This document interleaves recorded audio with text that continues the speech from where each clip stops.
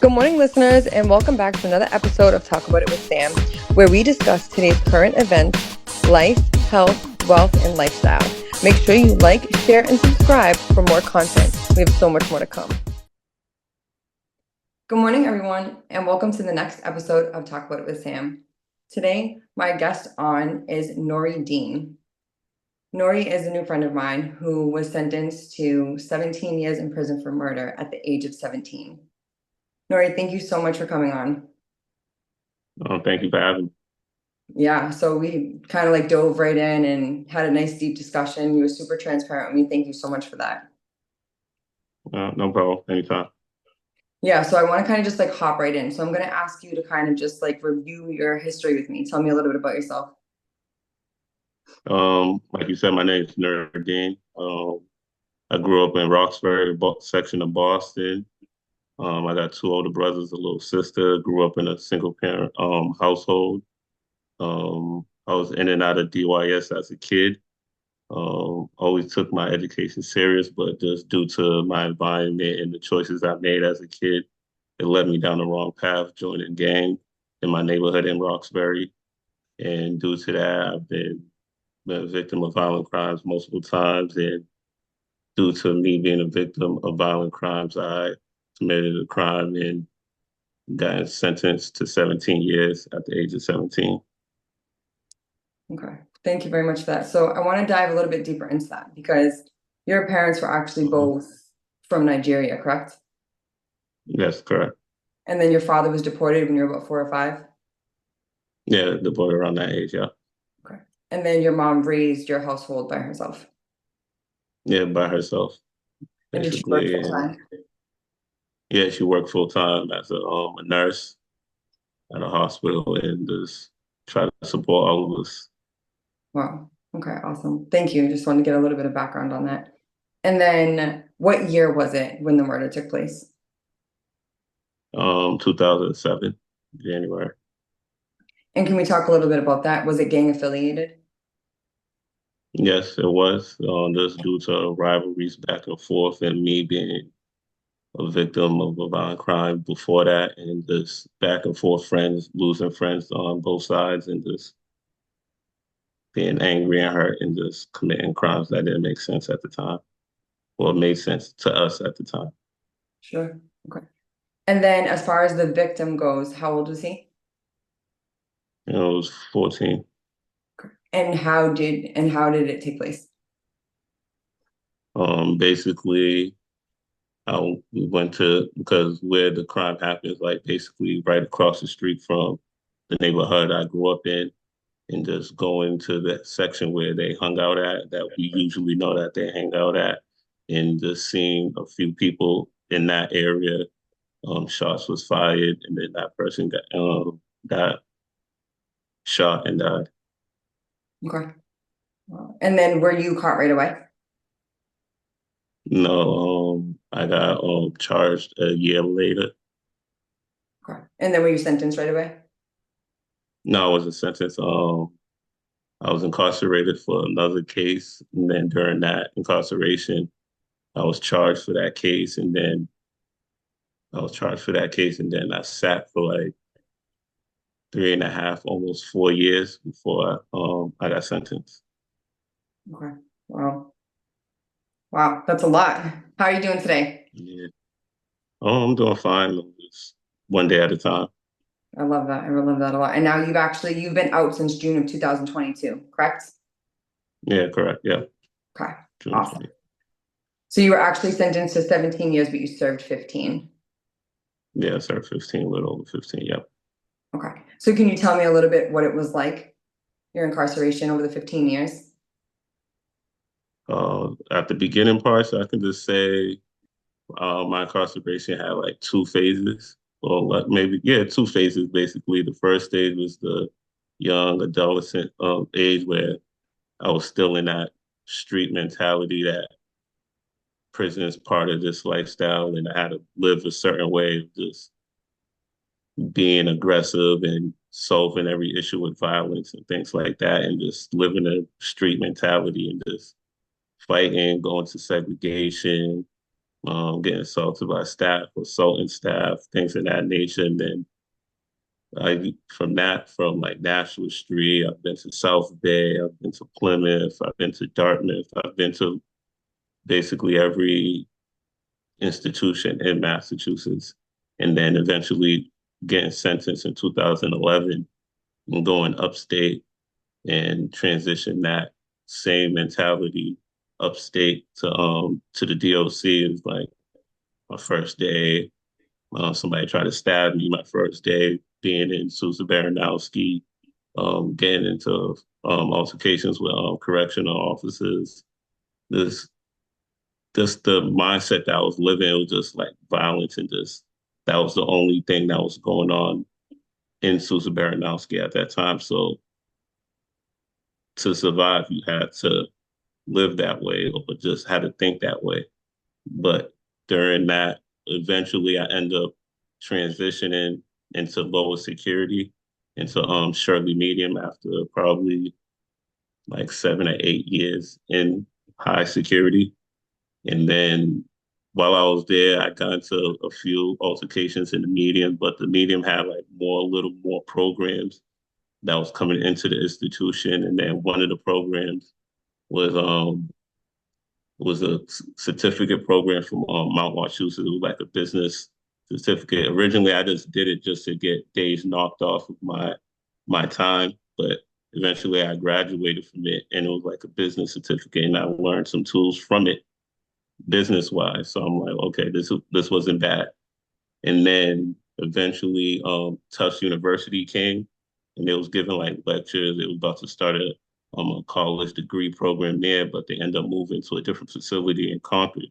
And then shortly after, Boston College came in to Shirley Medium to start their degree program, their bachelor's degree program in applied liberal arts. I wasn't gonna sign up for it, but it was like a big thing in the prison. Everybody kept talking about it. They're like, "Oh, you already did Mount Wachusett, you might as well try it." So I just took the exam out of like 150 people that took the exam. They was gonna only call 45 people for an interview, and out of those 45 people, they was only gonna accept 16 people out of that first cohort. And through that whole process, I was part of that first 16 people that got accepted into Boston College. And then that's when I believe my second phase of being incarcerated around that. And that was in 2019 when I got accepted in Boston College, and just going into Boston College, taking the first class and just seeing the professors come in and educate us and giving us the same type of education that they're giving kids on the Chestnut Hill campus just opened my eyes to different aspects of life, and just how philosophy, math, theology just expanded my horizon, just opened my eyes to different aspects that the world's bigger than just Roxbury, Boston. There's different parts of the world that is for me to explore academically and just going there physically to see the infrastructure and things like that. So it just opened my eyes that things is bigger than what my neighborhood is or what I thought was the world to me at the time. So I continued pursuing that. But prior to me finishing my degree, I was transitioning into lower security and then eventually coming home in 2022. But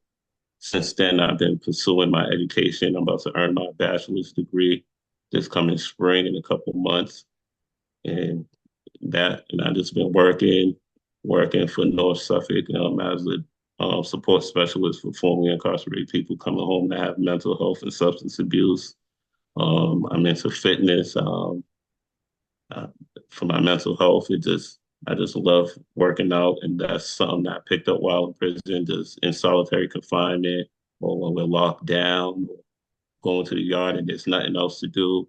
It's just I know that that helped me mentally, got me out of feelings and this deep type of thinking that usually it does result in anger, but mentally when I got into like lifting weights or running the yard and things like that, it just got me out of that type of emotion, that type of feeling, and just And I just like to continue that as I'm out here with my reentry. I love that. That is so amazing. You said so many wonderful things. Um, Mm-hmm. so you went super, super positive. So I don't want to kind of just like hone in on anything negative, but I am going to circle back just for a second. Because while you Mm-hmm. were incarcerated, your mental health did deteriorate a little bit, and you actually witnessed many crimes. So you witnessed a lot of violence, physical and sexual assault, correct? Yes, So I do want to talk yes, about that a definitely. little bit because Okay. you went in as a very young man, you went in as a teenager and you kind of grew up there. How did that Mhm. affect you? How did that affect your development, seeing those things and experiencing that while in prison? I feel like going in so young, I didn't know myself.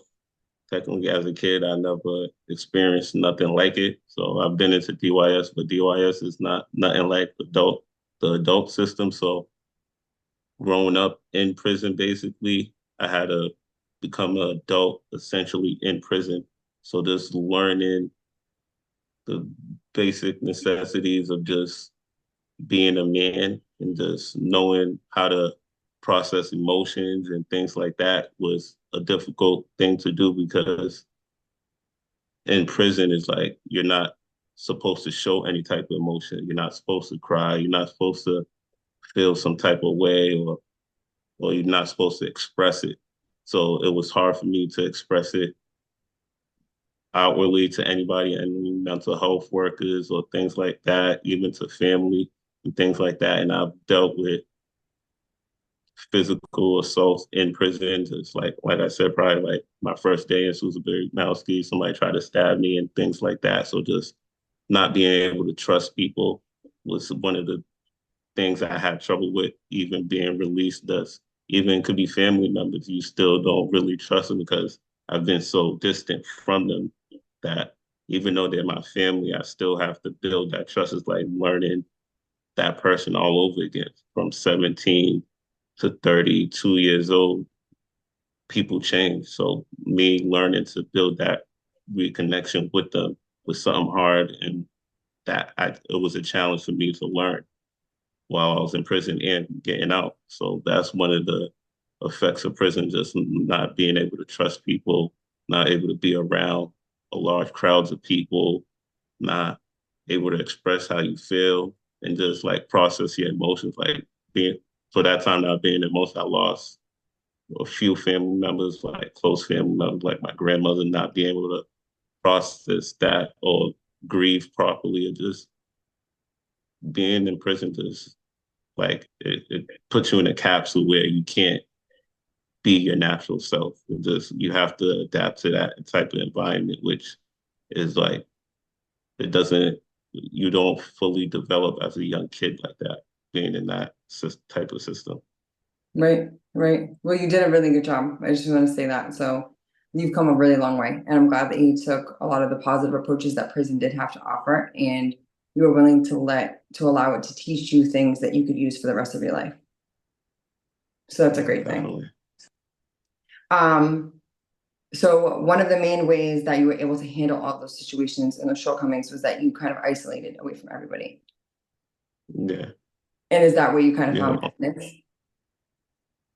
Yeah. Me isolating myself because I did like due to those altercations, you end up going to solitary confinement. With solitary confinement, it's like 23 hours in your room or your cell, and you only come out for 1 hour a day in a little cage. So basically, it's like they move you from one room to another room and then back into the other room. And just being able to sit there with your own thoughts for 23 hours a day, reading books, listening to radio station, news stations, and things like that. I've been able to just think and process my life throughout the years and the situation I'm in. How did I get here? How do I prevent myself from coming back to this situation? What are the things I need to do to grow from this situation, learn from the situation? So isolation was a detrimental thing overall because I've seen other individuals go through this process and their mental health deteriorates over the time being in solitary confinement. I'm just fortunate to be one of the ones that understood the situation I was in and able to process it properly. But overall, I don't believe solitary confinement is a good tool to so-called discipline or things like that. But in my situation, I was able to be strong and be able to process it as well. But overall, I don't think people that's put in those situations process it and it helps them in the long run. Gotcha. Okay. Awesome. Now, did you ever seek mental health counseling while you were in prison? Yeah, but yeah, I tried, but the process, the way the DOC does it is like you really you have to be like a severe mental health case. They don't look at somebody that just like they consider me somebody to be normal because I have a structured day. Um, I work out, I go to work and things like that. So they don't see the inner mental health issues that somebody might have. They just want to see people that physically harm themselves or attempt to commit suicide and things of that nature. Those are the people that they feel like, okay, that he or she has a mental health issue if they try to commit suicide. Those are the people that they'll probably most focus on. But my years over being in the system, I've seen more people that don't show severe mental health symptoms are the ones that have the most mental health problems. And they're not the ones that are outwardly showing cutting themselves or trying to hang themselves and things of that nature. So mental health comes in different shapes and forms. And I think they need to be educated on how to process that and how to eliminate the issues that might come with that mental health. Absolutely. Absolutely agreed. Do you currently have a therapist or seek any type of like mental health therapy? When I first came home, I had one. I lined myself up with one. I signed up for one. I did that for like 6 or 7, 8 months, but I wasn't like gelling with the therapist. So, but I ended up finding like restorative justice through like the programs, through the My Turn program that I did, and I felt like that helped me better. Just able to connect with people that have been in my situation before, came from the background I came from, and able to hear their struggles and relate to their struggles and see how they overcame it and learn from it. So that's how I feel like that's the type of therapy that works for me, that gels for me. And I'm just able to talk to people that have been through my situation and just getting in groups and just learning from each other that experience the same type of trauma, being incarcerated at a young age and growing up in the system and just seeing how the prison system affected them and also affected me and how we can bounce ideas and learn from each other how to overcome certain situations. So I feel like that type of therapy works for me. Nice. I love that. I'm glad that you were able to find something that works for you because you're right. There's all different types of therapy and people handle situations all differently. I think the most important part of every situation is knowing what works for you and knowing yourself. So good for you. Mhm. Thank Um, you. you're welcome. So I kind of want to just Mhm. touch briefly on the victim. Did you ever issue an apology to the victim's family or like feel any type of remorse? And if so, what stage in your life would did that happen? When I first got sentenced, I spoke to, well, I didn't get it. They don't allow you to speak. They don't allow you to speak to, during sentences. They don't allow you to speak to the victim's family, but the victims, they get to do like what's called an impact statement. And the mother, spoke to me directly and even said some words to my mother as well at the time and forgave me and understood where I was coming from due to the situation. But I never had a chance to actually to speak to the victim's family, and it's part of my like probation stipulation that I can't have no contact with the victim's family. Maybe after when my probation is done, I can probably able to reach out to the family, but currently I can't do that while I was in prison or when I'm released. Gotcha. Okay. Okay. Well, that was actually beautiful. At least that you were able to have kind of like that beautiful interaction with the victim's family. Hmm. Awesome. So I want to get back kind of to more positive note. So a couple of things that really motivated you and inspired you while you were in prison was your grandmother and your sister. Can you talk to me about that a little Mhm. bit? Definitely. Basically, before I got incarcerated, I was born here, but my parents are originally from Nigeria. They was born there. So like 90% of my family is over there currently. So, but growing up in America, I never knew. I knew I was from a different country because we spoke a different language from everybody. I've never gone there until my mother brought me over there. And then I got to like meet my cousins, my uncles, things like that. And then I finally eventually met my grandmother. And for some time, I spent like a year or so out there with her as a young kid, and then we grew to attach. We grew, we grew connected together. So we're learning things together. I'm teaching her about what America's like. She's teaching me how Nigeria's like. So we grew that connection, and that was all three of us: me, my little sister, and her. So we it was just like just the three amigos. It was just us, just teaching, laughing, connecting, and bonding. And then eventually, I came back to America older, got in trouble for a little bit, and then eventually got incarcerated. And then she's never been to America. So eventually, in what 2000 was it 15? Yeah, 2014, she came to see me in Norfolk prison. Like her first time ever coming to America, she just wanted to make sure she came to see me. And that day was like I really didn't want. I wanted to see her, but I didn't want her to see me in inside a prison. But she made it her business to make sure she came to see me.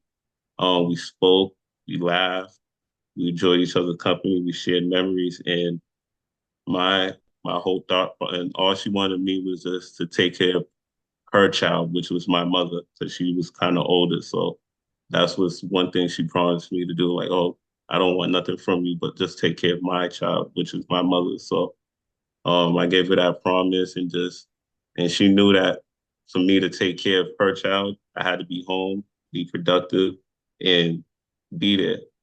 That's all she wanted. She didn't want nothing else from me. And then just building that relationship and that understanding, that was one of the main reasons why I'm like, I have to come home and do the right thing just for her because she asked me to.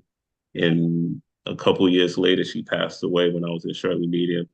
And that was like the first time that I felt like I cried in prison and able to do so freely and just knowing that prison denied me. Well, I denied myself by going to prison and denied me the fact to even spend any time with her over the years because the last time I seen her, I was a kid until she came to the prison to see me.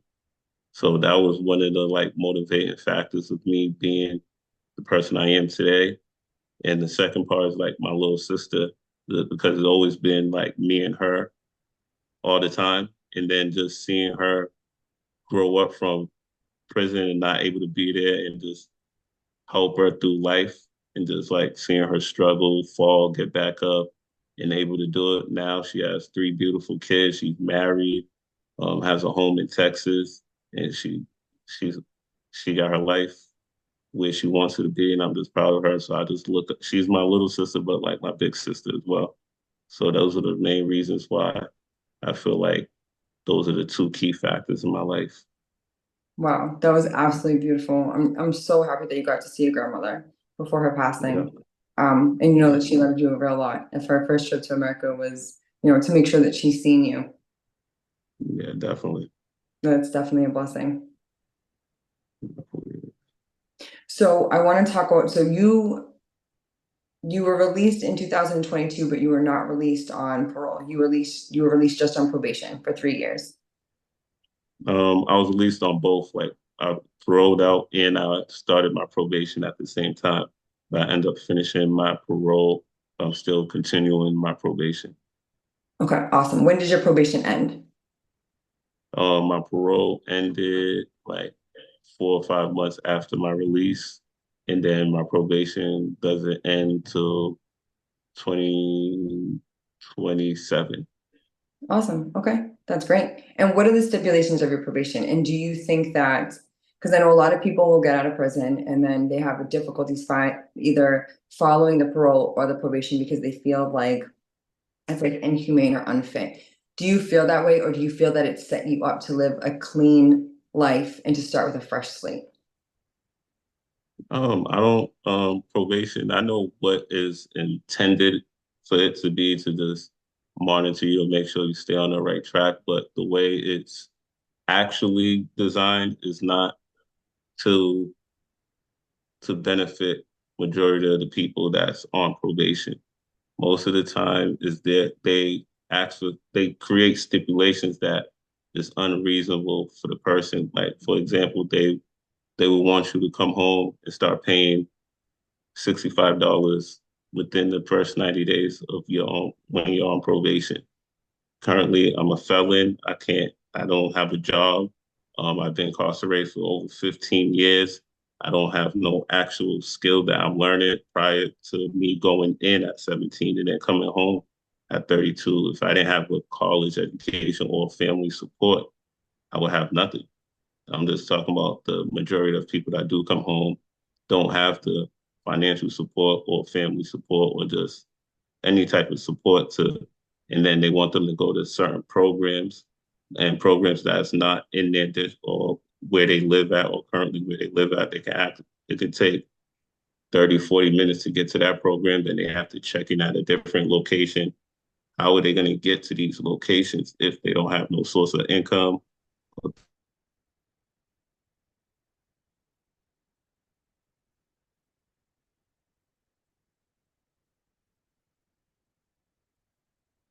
like that? And then if you don't, and then you can go back. Wow, okay. Yeah, that sounds super difficult, but you've been able to do it. Luckily, you had some family support and you kind of had the means that you needed.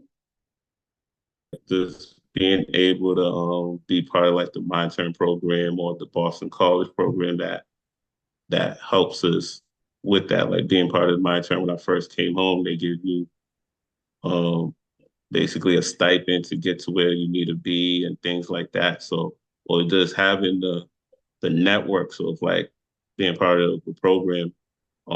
Somebody might have a car like, oh, on Monday, can you bring me over here before school or after school or things like that? Or I need to go, or which direction are you going in? Or I'm going in this direction.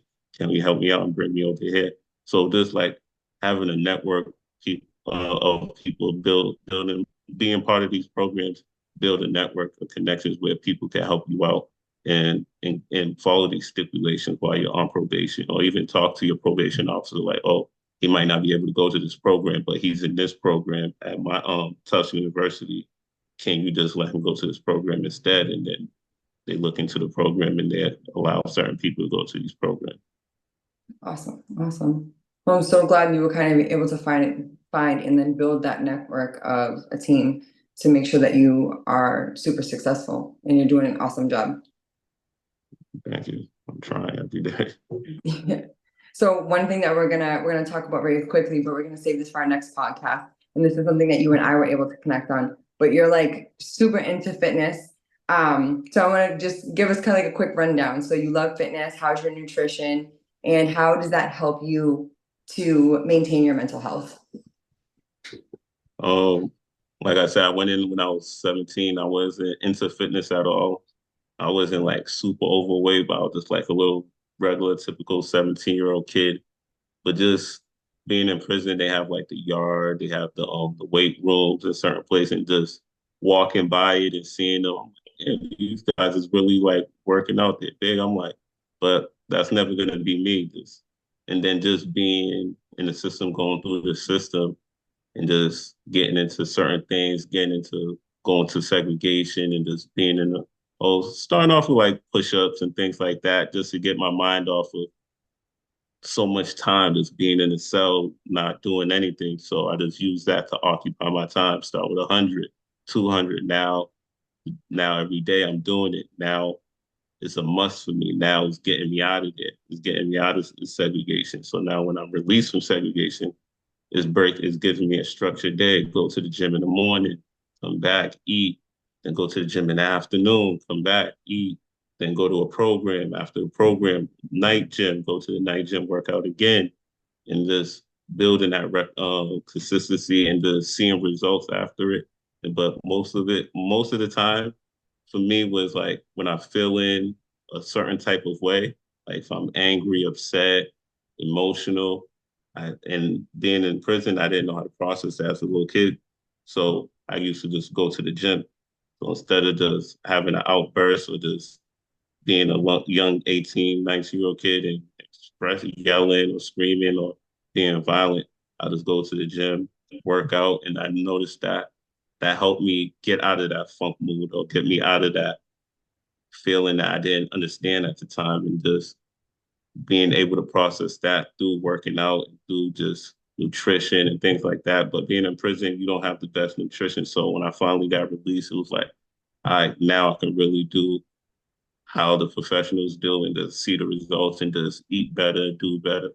So basically, so being released, I continue that process of working out, inspiring others to do the same, and just I've got so much positive feedback of just posting things online, which I'm not used to. I'm just learning it as I go, and it feels good. It just makes me feel better. I can't go a day without it.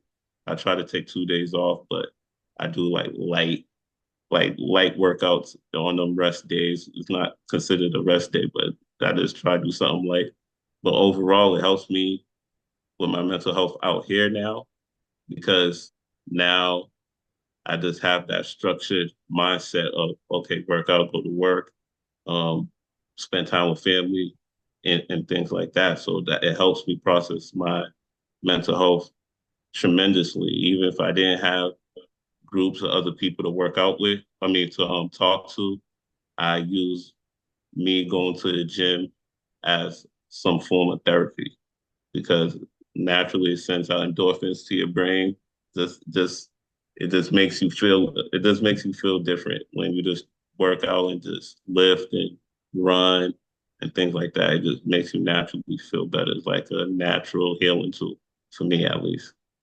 You just worded that absolutely perfect. It's exactly that. It's a natural healing tool, and it's something that we can all use. Nutrition and fitness, I believe wholeheartedly, should be one of the best parts of every person's day, every person's routine. Because we're all going to have ups and downs throughout life, no matter what, and it is something that is completely natural. It's free, and it's something that we should all Great. understand.